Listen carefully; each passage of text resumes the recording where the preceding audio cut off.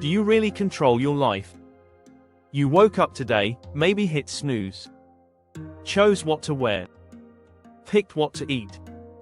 Pressed play on this video. But, did you really choose any of that? Or did your brain make the decision before you were even aware of it? What if your sense of free will is just that, a sense? A comforting illusion. A story you tell yourself. In this episode of ThinkDust, we're going to question something most people take for granted. Do you truly have free will, or is it all an illusion created by your brain? Let's find out. Free will is the belief that you are the true author of your actions, that you can make choices independently of outside forces or biological programming. In simple terms, you do what you want because you decided to, not because you were programmed, conditioned, or manipulated into it. Sounds simple. Feels obvious.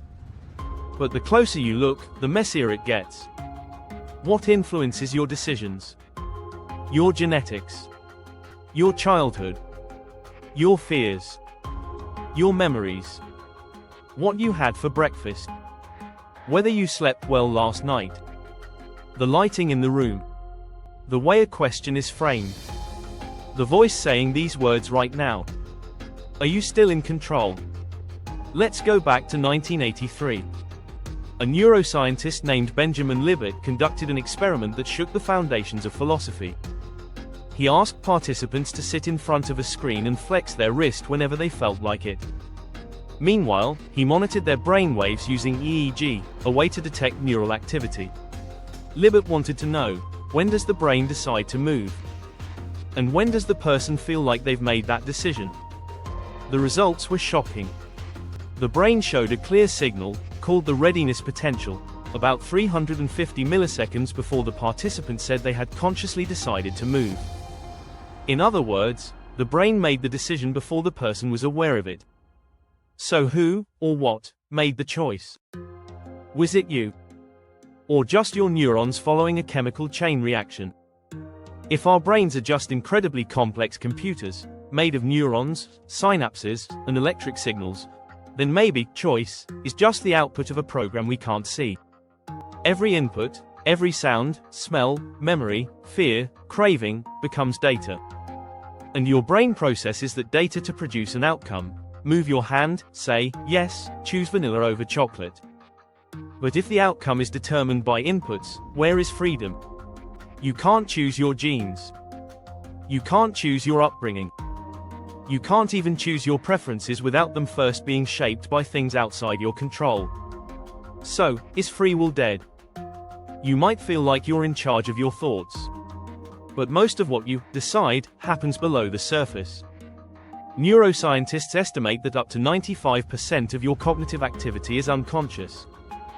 That means the vast majority of your judgments, emotions, and choices happen before your conscious mind ever notices. Think about driving a car.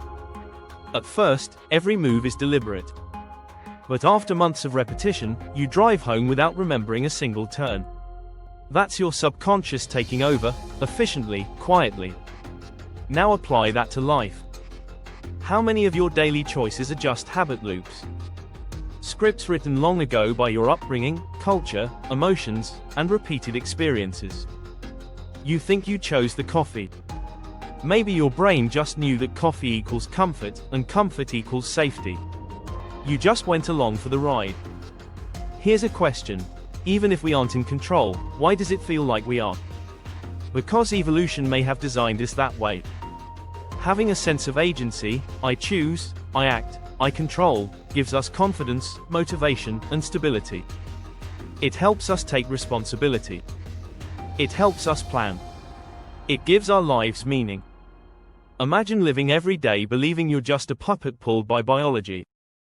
It's paralyzing. So instead, the brain may produce the illusion of free will. Like a magician's trick, you see what you're supposed to see. You feel in charge, even if the decision was made before you knew it. Some neuroscientists call it the user illusion, a simplified story your brain tells your conscious self so it can focus on surviving. Is it dishonest?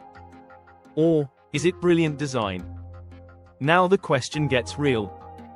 If we don't have true free will, are we responsible for anything we do?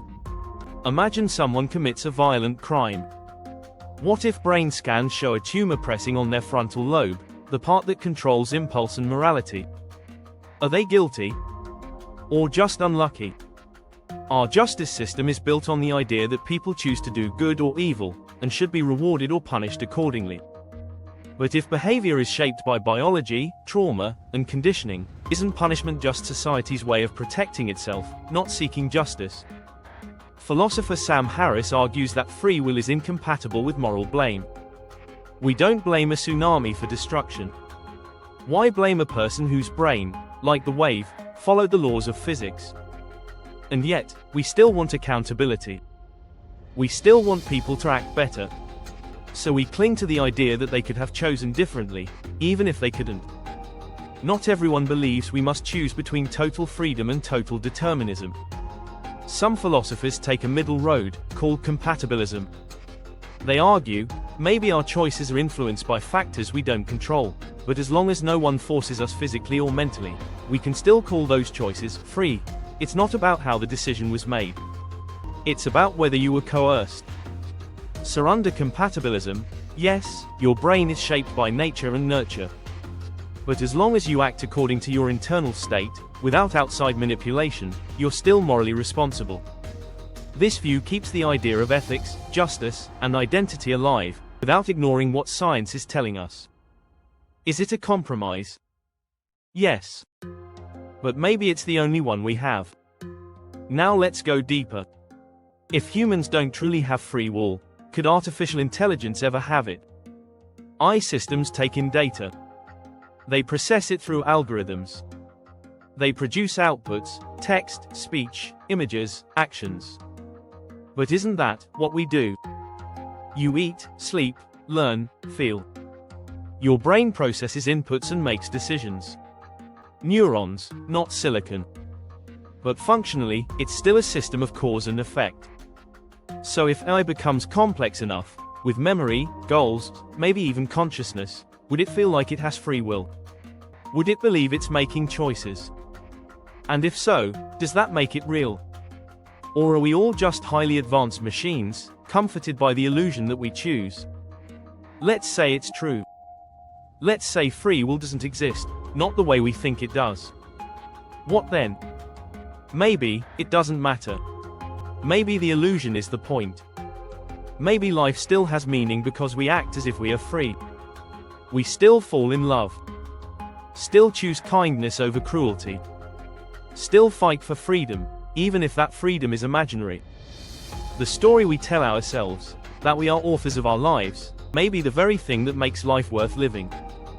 Free will may not be real, but the belief in it might be one of the most powerful forces we've ever created. So do you have free will? Maybe not in the way you imagined. Maybe not in the absolute sense. Your choices are shaped by forces you don't control, your past, your biology, your culture, your subconscious. But maybe, just maybe, you still get to steer. Even if you didn't choose the road, even if the car drives itself sometimes, you can still grab the wheel when it matters. And maybe that's enough. Maybe freedom isn't about total control, but about understanding the forces that shape us, and choosing how we respond to them. So ask yourself, what will you do with the illusion of free will you've been given? Because even if the choice isn't completely yours, the story you write from it still is. This is ThinkDust.